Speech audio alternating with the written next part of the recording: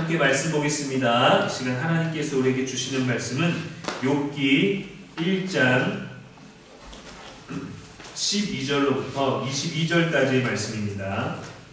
여호와께서 사탄에게 이르시되 내가 그의 소유물을 다 내 손에 맡기노라. 다만 그의 몸에는 내 손을 대지 말지니라. 사탄이 곧 여호와 앞에서 물러가니라. 하루는 욥의 자녀들이 그 마르갈의 집에서 음식을 먹으며 포도주를 마실 때에 사환이 욥에게 와서 아뢰되 소는 밭을 갈고 나귀는 그 곁에서 풀을 먹는데 스가 사람이 갑자기 일어 그것들을 빼앗고 칼로 종들을 죽였나이다. 나만 홀로 피하였으므로 주인께 아뢰러 왔나이다.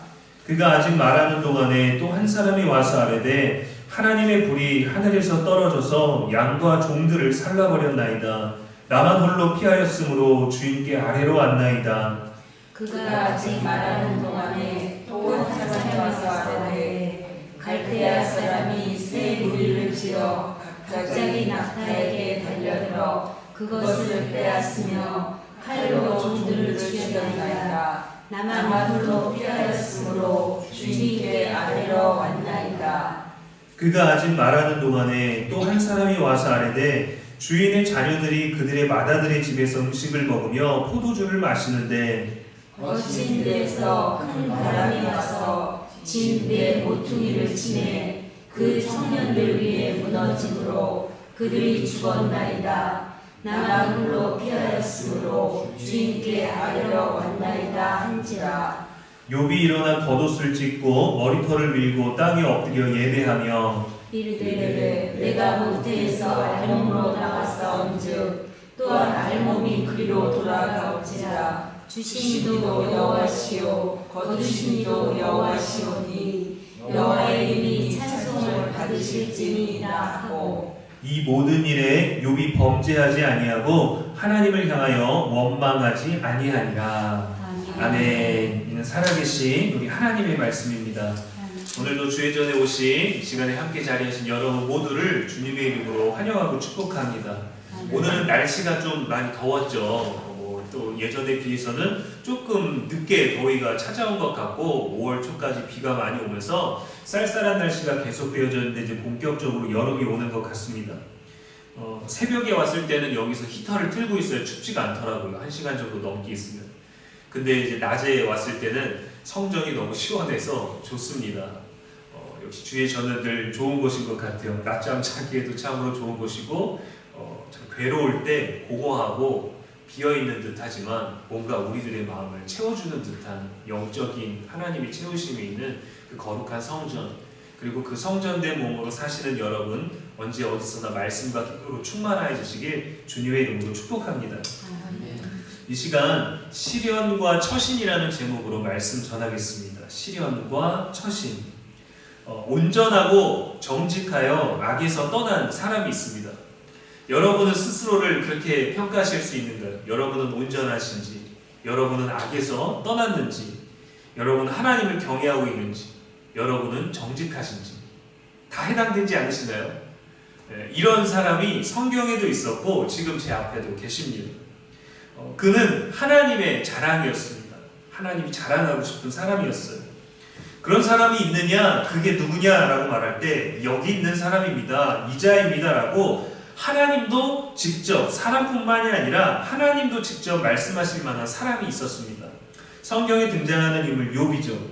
그런 그에게 이유 없는 고난이 찾아왔어요. 욥과는 전혀 상관없이 하나님과 사탄 사이의 대화에서 이루어진 고난이 그에게 시작되었습니다. 하나님께서 사탄에게 욥의 소유에 대해서 간섭할 수 있는 권한을 주셨어요. 우리는 이게 잘 이해가 되지 않죠. 아니 왜 하나님이 천사가 우리를 수종드는 게 아니라 사탄이 우리를 공격하려고 하는데 왜 하나님은 거기에 권한을 주시는 걸까요? 왜 하나님은 왜 우리가 원하지도 않았고 그리고 하나님은 그렇게 하시면 안 되는 거지 않나요? 아무리 우리가 하나님의 자랑이고 아무리 우리가 성도라고 할지라도 이유 없는 고난, 성도이기 때문에 아무 근거 없는 고난을 우리가 당하는 것이 잘 납득이 되질 않습니다. 12절 말씀에 보니까 내가 그의 소유물을 다 내 손에 맡기노라. 다만 그의 몸에는 내 손을 대지 말지니라 라고 이렇게 기록되어 있습니다. 하나님이 이런 걸 허락하시다니 우리들에게는 너무도 혼란스럽습니다. 근데 이럴 때 우리들에게 주시는 또 다른 말씀이 있어요. 고난이 왜 오는가? 우리는 이것이 궁금한데 고난이 오는 것에 대해서, 지금에 대해서 집중할 때 성경은 이렇게 얘기해 줍니다.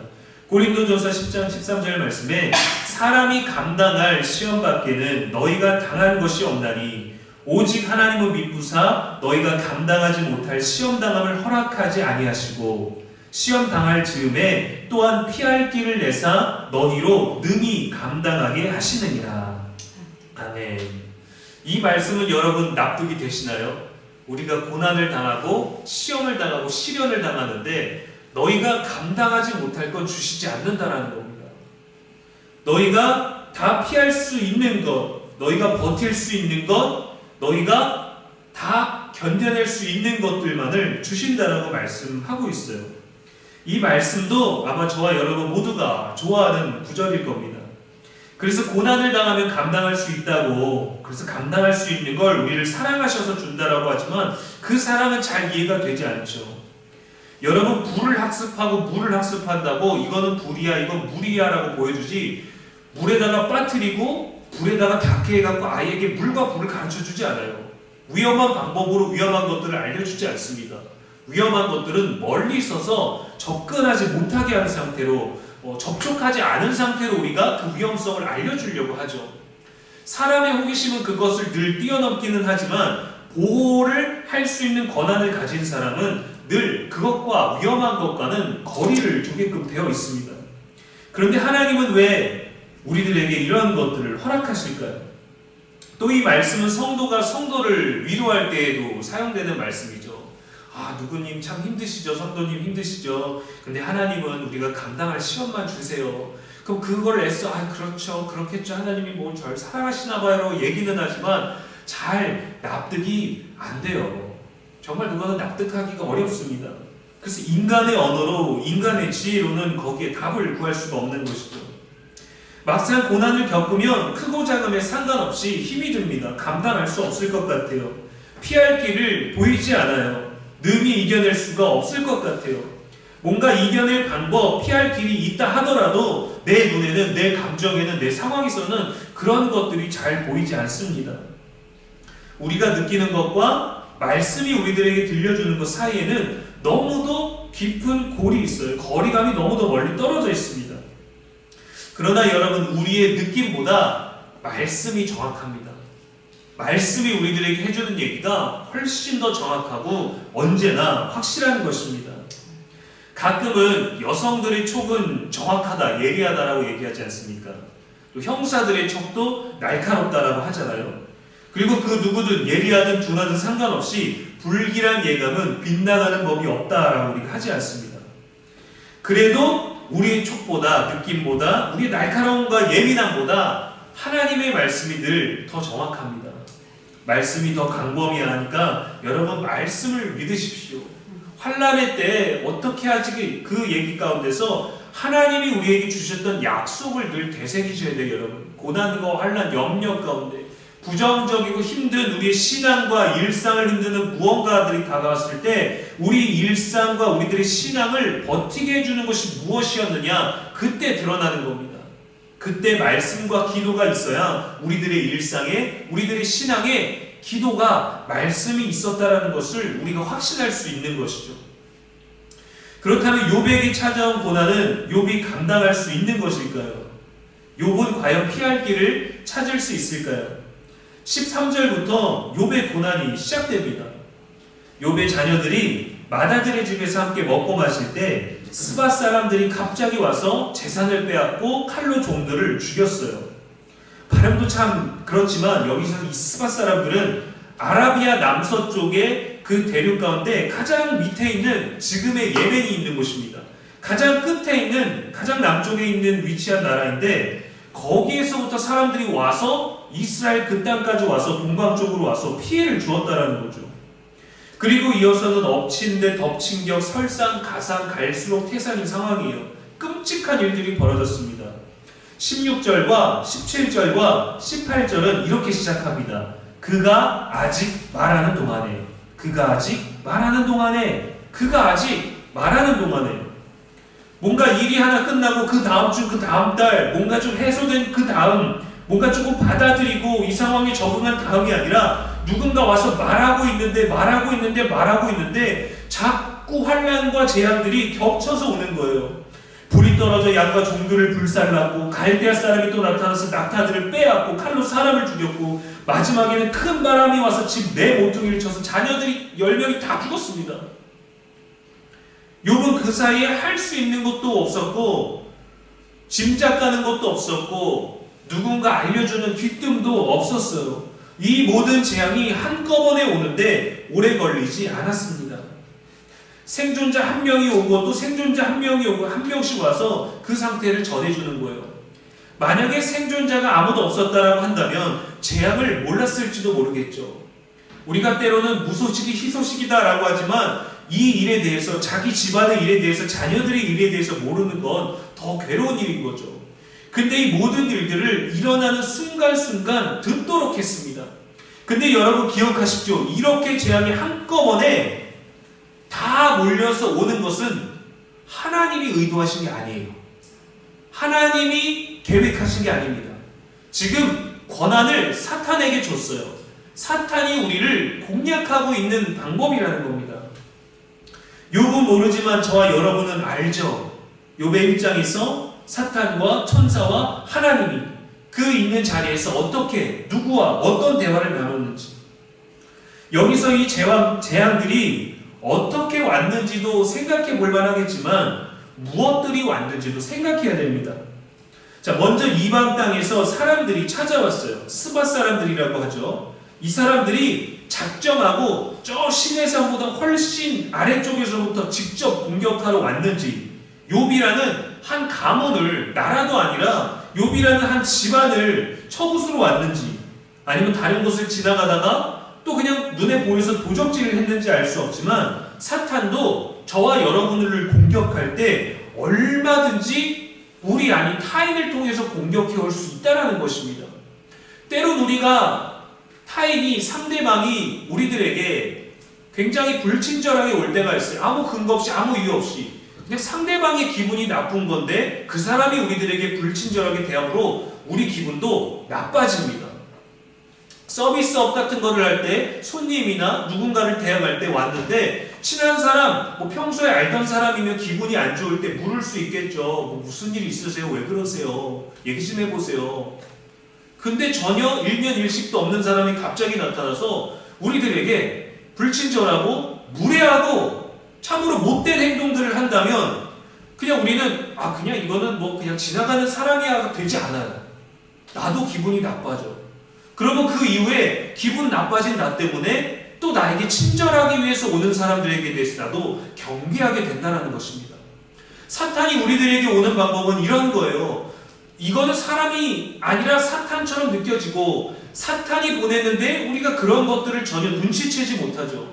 그러나 우리들의 일상 가운데는 사탄이 움직이는 것들이 여러분 굉장히 많습니다.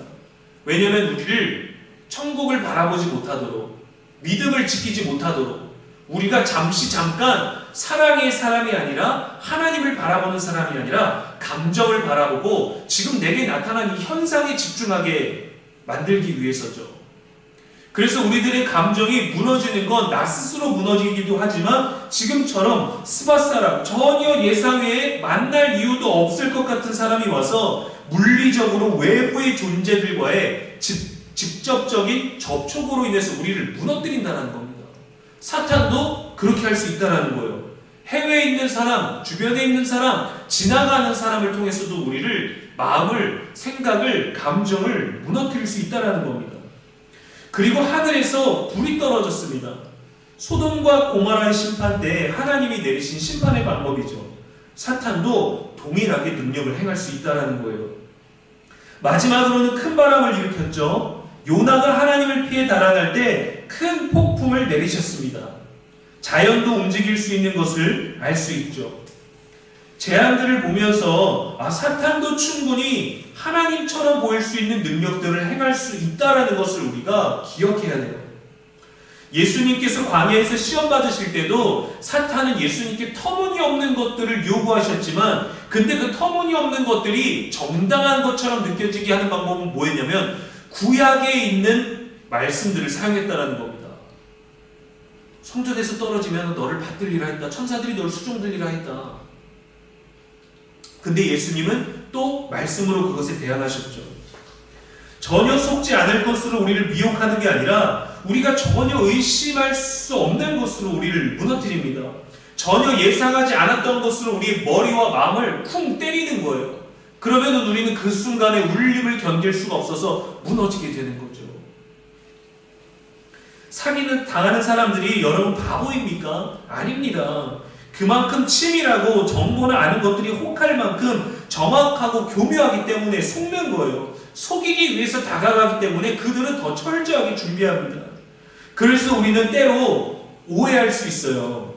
하나님이 나를 미워하셔서, 나를 사랑하지 않으셔서 이런 어려움들을 내게 주시는구나. 나를 시험하시는구나. 나를 치시는구나. 내게 재앙을 내리시는구나. 나를 저주하시는구나. 말씀과 기도에서 벗어나면 여러분, 우리가 사탄의 것인지 하나님의 것인지 분별하지 못합니다. 사탄이 우리들에게 다가오는 방법을 하나님의 것으로 너무도 달콤하게 여길 때가 있고, 하나님이 오는데 그것을 사탄의 것으로 이거는 왜 이렇게 견디기 힘들고 왜 이렇게 어려운 거야 하고 거절하고 싶은 것처럼 올 때가 있어요. 말씀을 기억해야 됩니다. 욥의 소유를 마음대로 할 수 있는 권한은 하나님이 주셨습니다. 그럼 얼만큼 욥을 괴롭힐 수 있을까요? 사탄이. 하나님이 허락하신 만큼만 괴롭힐 수 있습니다.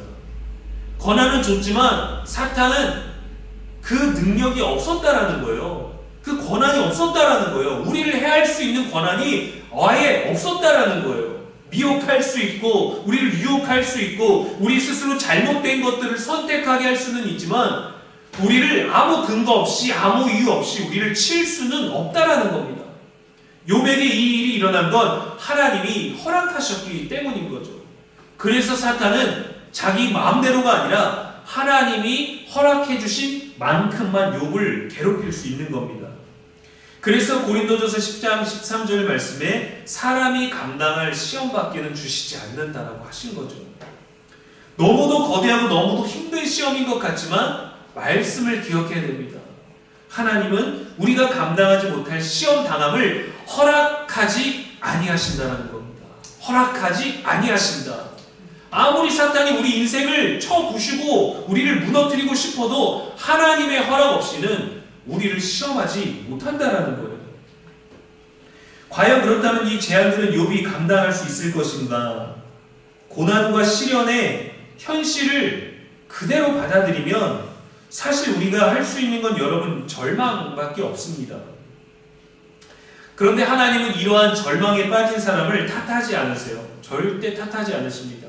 그래서 내가 약하다고 난 이것밖에 안 된다고 여러분 스스로 결코 자책하시면 안 돼요. 여러분 차라리 솔직해지는 것이 더 건강합니다. 나는 아닌 것처럼, 나는 약하지만 강한 것처럼, 나는 강하지만 약한 것처럼이 아니라 우리 안에서 더욱더 솔직해지는 것이 더 우리나 주변이나 하나님과의 관계에서 건강할 수 있어요. 때론 우리가 약한 것, 때론 우리가 잘 모르는 것, 때로는 우리가 잘 무너지는 것들, 그런 것들에서 너무 부족하기 때문에 죄책감, 자책감, 스스로를 비하하는 것 같은 그런 느낌들, 다른 사람들과 비교하면서 열등감을 갖게 되는 것들, 하나님은 여러분에게 그런 걸 허락하신 적이 없어요. 절대 누리지 마십시오. 절대 그것과 가까이 하지 마십시오. 솔직하게 나의 약함, 또 내가 잘하는 모든 것을 가지고 사람과 하나님 앞에 솔직하십시오. 그러나 욥이 고난과 시련에 대해서 어떻게 반응할지는 보십니다. 약한 거 괜찮아요. 잘 모르는 거 괜찮아요. 넘어지는 거 괜찮습니다. 고집 부리는 것도 괜찮아요. 그러나 어떻게 내가 그 고집을 가지고 있어서 그 고집대로 할 것인지, 내가 연약하니까 그냥 아무것도 안 하고 주저앉아 있을 것인지, 나는 강하니까 더 교만하게 나아갈 것인지, 그러한 그 이후의 태도들을 보는 겁니다. 사람에게 솔직하지 않아도 되지만 하나님께는 솔직하지 않아도 하나님은 우리의 솔직한 마음을 아시잖아요. 그래서 우리의 반응을 하나님 그것을 지켜보십니다. 욥은 어떻게 반응했나요? 20절에 보니까 그는 일어나 겉옷을 찢고 머리털을 밀고 땅에 엎드려 예배했습니다. 예배했어요. 예배. 가능합니까, 여러분? 이건 거의 뭐 신실하다 못해 거의 독하기까지 한 느낌이에요. 근데 솔직히 욥이 이 상황에서 할 수 있는 일이 없습니다. 재앙이 일어난 그 현장으로 가서 집에 무너진 깔려버린 10명의 자녀들에게 간다고 꿈같은 이야기처럼 뭐가 되돌아오나요? 재앙의 정도가 줄어듭니까? 고통의 정도가 줄어드나요? 그렇지 않습니다. 고난과 시련으로 인해서 우리의 존재가 완전 무능해지고 이로 인해서 하나님을 조금이라도 더 의지하게 된다면 여러분, 우리 신앙에 있어서 우리에게 정말 좋은 일입니다. 나는 일어날 수가 없네. 나는 아무것도 아니네.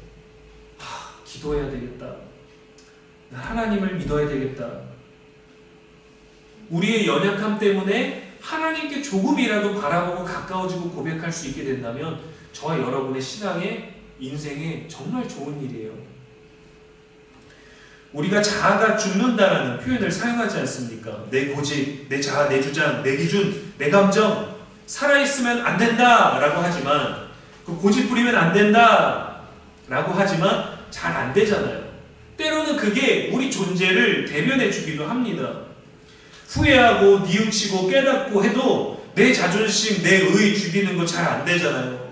내가 틀렸다라면 모를까? 틀려도 기분 상할 때 있지 않습니까? 잘 굽혀지지 않을 때, 깨졌지만 깨진 거 티내고 싶지 않을 때, 도덕적으로 영적으로 우리에게 옳다고 생각하는 인생의 신념들이 있어요. 지금까지 살아온 여러분의 태도, 나를 말할 수 있는 나의 흔적들, 내가 살아온 나의 정직함들, 나의 성실함들, 나의 열심들, 열심을 통한 어떤 인정받은 것들, 존중받은 것들, 내가 또 지금까지 읽은 수많은 노력과 인생에 쌓은 모든 것들, 삶과 신앙의 신념들이 무너지면 뭔가 내가 살아온 인생이 무너진 것 같고 그동안 살아온 게 무의미해져 있는 것 같고 남들이 나를 끝까지 인정해주지 않고 내 자아가 죽어야 된다라고 나는 틀렸다라고 말한다면 정말 내가 틀린 삶을 살아왔나? 그런 마음이 들어서 깊은 허탈을 경험하게 됩니다. 살아왔던 지금까지 해왔던 모든 것들을 남겨놓고 싶은데 그 모든 흔적들이 거부당하는 것 같을 때 얼마나 힘들던가요? 성경은 바로 그때 하나님을 만나라고 합니다. 시편 50편 15절에 환난 날에 나를 부르라 내가 너를 만나리니.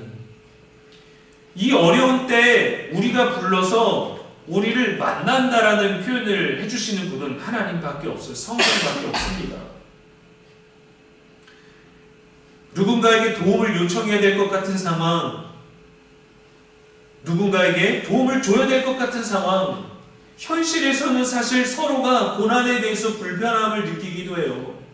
오로지 얘기를 듣고 정말 진실된 위로의 말을 전해줄 수 있는 사람, 내가 해줄 수 있는 게 아무것도 없어서 너무 마음이 아프다라고 느낄 수 있는 건 사실 가족뿐인 겁니다.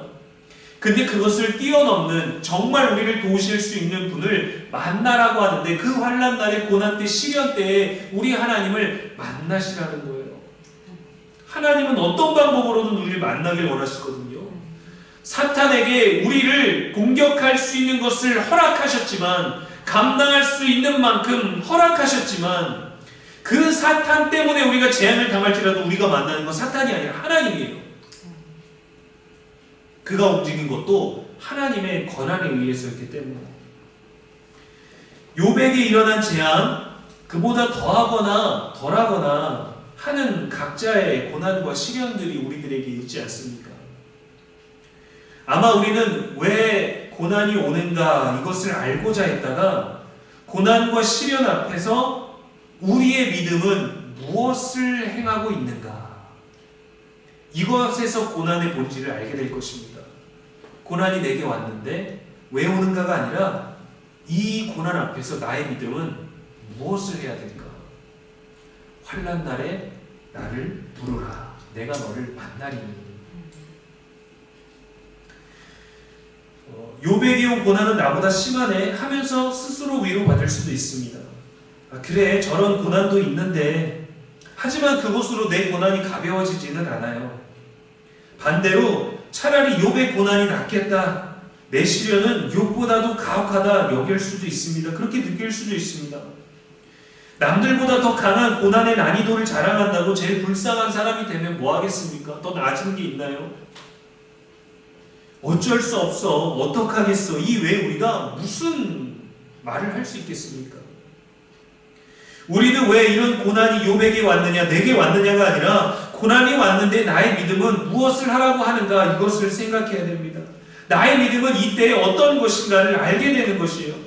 욥은 무엇라 말합니까? 21절 말씀에 내가 모태에서 알몸으로 나왔사온즉 또한 알몸이 그리로 돌아가올지라 주신 이도 여호와시오 거두신 이도 여호와시오니 여호와의 이름이 찬송을 받으실지니이다 하고 이렇게 고백했습니다.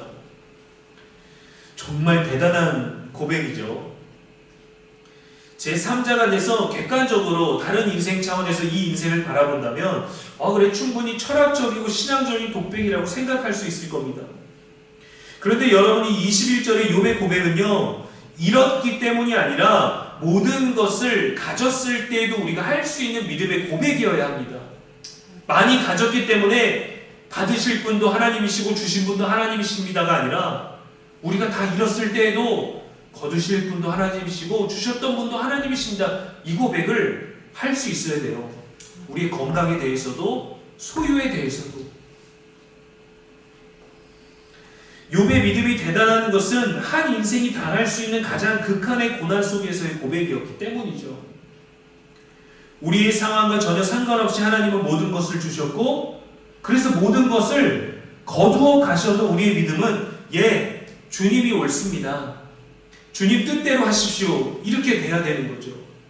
근데 이것을 마음으로 머릿속으로는 되새기지만 우리 육성으로 기도할 때 말하는 건 참으로 어려워요. 주님 뜻대로 하십시오. 주님이 옳습니다. 우리는 작은 목소리로 말하고 싶죠. 주님, 나도 옳지 않았습니까? 내게 오는 이 시련과 고난이 얼마나 억울한 것인지 주님이 좀 대변해 주십시오. 그저 하나님을 만나고 하나님을 받아들이기보다 우리들의 상황에 대해서 하고 싶은 말들이 너무 많아요. 그만큼 우리는 솔직해지고 싶습니다. 정직해지고 싶습니다. 이 진실에 대해서 누가 알아주기를 원합니다. 하나님이 어떠한 놀라운 일, 특별한 계시로 누군가에게도 알려주시기를 원합니다. 이 극한의 단계는 경험하고 싶지 않죠. 그러나 모든 때에 할 수 있는 고백이 되어야 됩니다. 하박국 3장 17절 18절 말씀에 비록 무화과 나무가 무성하지 못하며 포도나무에 열매가 없으며 감람나무에 소출이 없으며 밭에 먹을 것이 없으며 우리의 양이 없으며 외양간에 송아지가 없을지라도 나는 여호와로 말미암아 즐거워하며 나의 구원의 하나님으로 말미암아 기뻐하리로다. 나는 아무것도 없어도 우리 하나님으로 말미암아 기뻐합니다. 가져가시고 다 빼앗은 분도 하나님이시라면 주실 분도 하나님이시지 않겠습니까? 내게 없었는데 내가 누렸다면 그것을 주실 분도 하나님이시고, 내가 누렸던 것이 사라진다면, 지금은 누리지 못한다면 주셨으니까 거두실 분도 하나님 아니시겠습니까? 그러면 난 하나님을 기뻐하겠습니다. 구원의 여호와로 말미암아 나는 즐거워하겠습니다. 전부를 가졌을 때, 전부를 잃었을 때, 부분을 얻었을 때, 부분을 잃었을 때, 이 고백은 여전히 그대로 유효해야 됩니다. 우리의 상황과 형편과 처지가 아니라 우리의 믿음은 늘 이렇게 똑같이 고백해야 되는 거예요. 어떠한 상황이든 나는 주님으로 인해 기뻐하겠습니다. 어떠한 상황이든 나는 주님을 신뢰합니다. 이 모든 고난과 가혹한 시련에 대한 욥의 처신은 무엇입니까? 22절에 이 모든 일에 욥이 범죄하지 아니하고 하나님을 향하여 원망하지 아니하니라. 대단하죠. 고난에 관한 성경인데 고난에 대한 집중이 아니라 사실은 믿음에 대해서 집중해주고 있는 거예요. 이 모든 일에 욥이 범죄하지 아니하고 하나님을 향하여 원망하지 아니하니라. 사람에 대한 원망은 하나님께도 드러나기 마련입니다. 하나님께 대해서 이해되지 않는 것들은 또 사람에게 불합리하게 전달되기 마련이죠. 이 고백은 22절의 고백은 마치 사탄이 했던 일들을 알고 있는 것 같아요. 하나님이 지켜보고 있다는 걸 알고 있는 것 같아요. 누군가가 나를 지켜보고 있기 때문에 내가 이 일을 하는 것 같은 확신이 드는 겁니다. 우리가 때로는 길을 걷다가 아니면 내 환경의 바운더리 안에서, 가정의 바운더리든 일터의 바운더리든 안에서 땅에 쓰레기가 떨어져 있으면 우리가 그것을 줍죠. 그것을 버립니다. 왜냐하면 그것이 거슬리고 누군가는 할 것이고 또 내가 해도 상관은 없고 내 눈에 거슬리기 때문에 내가 하는 것이죠. 근데 누군가가 지켜본다면 또 다른 동기로 그 일을 할 수도 있습니다. 나는 이걸 버려야지. 누군가 내가 이 쓰레기를 발견한 걸 보고 나를 어떻게 평가할까? 나는 좋은 사람이 되어야지. 나는 좋은 사람이니까 하고 누군가 지켜보기 때문에라도 그 쓰레기를 주워서 버릴 수 있어요. 근데 마치 욥의 고백은 모든 일에 범죄하지 아니하고 하나님을 향하여 원망하지 아니하니라는 이 말은 누군가가 나를 지켜보기 때문에 욥이 하고 있는 말 같습니다. 그렇게 이 믿음이 대단하다라는 거예요. 그는 알 수 없고 독자도 알고 다 아는데 욥만 모르고 있는 이 상황에서 욥은 범죄하지 않고 그의 입으로 실수하지도 않았다라는 겁니다. 하나님을 부분적으로 이해할 수는 있겠죠. 그러나 모든 일에 하나님을 이해하는 것은 참으로 어렵습니다. 정말 중요한 건 왜 고난이 오느냐가 아니라 욥의 믿음은 고난 전과 고난 후가 달라지지 않았습니다. 동방의 의인이었던 그 사람이 고난이 엄청나게 왔는데도 불구하고 그는 여전히 온전하고 정직하여 하나님을 경외하며 죄에서 떠난 자, 그 상태를 유지하고 있다는 거예요. 하나님을 향한 그의 믿음은 고난과 시련이 그를 절망에 쳐넣었는데도 여전히 하나님을 향하고 있습니다. 말로도 죄를 짓지 않았어요. 이해할 수 없었지만 하나님을 비난하지 않았습니다. 욥은 자신의 믿음에 최선을 다했습니다. 최선의 또 다른 영역을 한번 살펴볼까요? 사탄도 자기에게 허락된 범위 안에서 최선을 다했습니다. 욥에게 시련을 줬죠. 오로지 하나님을 원망할 수밖에 없게끔 아무런 경고도 아무런 가능성도 아무런 연관성도 없는 평화로운 그의 일상을 완전히 무너뜨렸습니다. 아마 연속된 재앙 중에서 하나만으로도 한 사람의 신앙을 무너뜨리기에 충분했을 거예요. 굉장히 어려운 또 교회 안에서 세상 안에서 기도 제목 가지고 하나님께 나왔는데 왜 이 시련이 왔는지 내게 왔는지 너무 억울하고 답답해서 견딜 수 없는 경우 믿음의 자리를 떠나는 경우가 많거든요. 기도의 자리, 예배의 자리, 말씀의 자리를 떠나는 경우가 많습니다. 하나님을 믿었는데 내가 믿었던 하나님이 내 믿음에 상응하는 은혜를, 자비를 베풀지 않으셨을 때, 그런데 오늘의 욥을 보십시오. 고난 후에도 여호와께 범죄하지 않았죠. 사탄은 한 사람을 신앙을 무너뜨리기에 충분했는데 완전한 절망으로 몰고 갔는데도 그의 열심과 그의 최선은 욥의 믿음을 깨뜨리지 못했어요.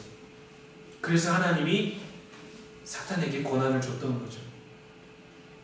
사탄도 쓸모없다라고 말할 수 있는 영원하지 않은 것으로는 무너뜨릴 수 없다는 걸 알고 있었습니다.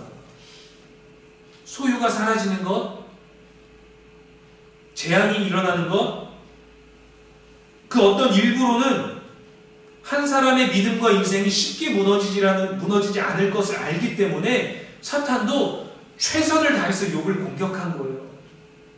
마지막에 그의 생명은 건들지 말라 하시고 그의 육체까지, 통증, 고통까지 이끌고 가지 않습니까? 사랑하는 여러분, 왜 고난을 당하는가가 아니라 그래도 하나님을 붙들 수 있는가? 이 질문에 대한 답을 우리가 해야 되는 것입니다. 우리에게 오는 시련에 대해 왜로 시작하지 않고 여전히 하나님을 신뢰하는 믿음으로 처신해야 되는 것입니다. 말씀에 답이 있습니다. 그 답을 여러분 안에 누리기를 소망합니다. 나의 육신의 건강, 나의 일터, 사업의 건강, 관계의 건강, 나의 마음의 생각에 미래에 대한 두려움과 불안들, 많은 것들이 있을 때 이것 때문에 어떡할까, 이런 일이 생기면 어떡할까, 저런 일이 생기면 어떡할까가 아니라 하나님, 지금 두려워하고 있는 나를 만나주십시오. 하나님, 지금 고난 앞에, 쓰다미 앞에 서 있는 초라하고 연약한 나를, 강한 척하고 있지만 너무 두려워하고 연약한 나를, 아파하고 있는 나를, 내 몸의 통증조차 약으로밖에 버틸 수 없고 잠도 이루지 못하는 부족한 나를 만나주십시오. 하나님을 신뢰하기를 원합니다. 라고 기도하십시오. 붙드십시오. 현재 여러분에게 있는 시련과 고난 덕분에 하나님을 더 의지할 수 있는 눈물과 위로의 경험이 되시기를 주님의 이름으로 축원합니다. 기도하겠습니다. 사랑의 하나님, 우리에게 믿음을 주시고 말씀 주시는 하나님을 찬양합니다. 이유 없는 고난을 당하는 욥을 바라보며 우리 인생에 찾아오는 시련들을 보게 됩니다. 늘 왜라고 물었습니다. 왜 나냐고 물었습니다. 왜인지 고민했습니다. 그런데 알 수 없었습니다. 알고자 하는 것보다 믿어야 할 것이 무엇인지 분별하는 지혜를 주시옵소서. 예수님도 십자가 고난 앞에서 하나님의 뜻대로 행하셔서 부활의 승리를 가져오신 것처럼 우리에게도 하늘의 영광이 임하게 하여 주시옵소서.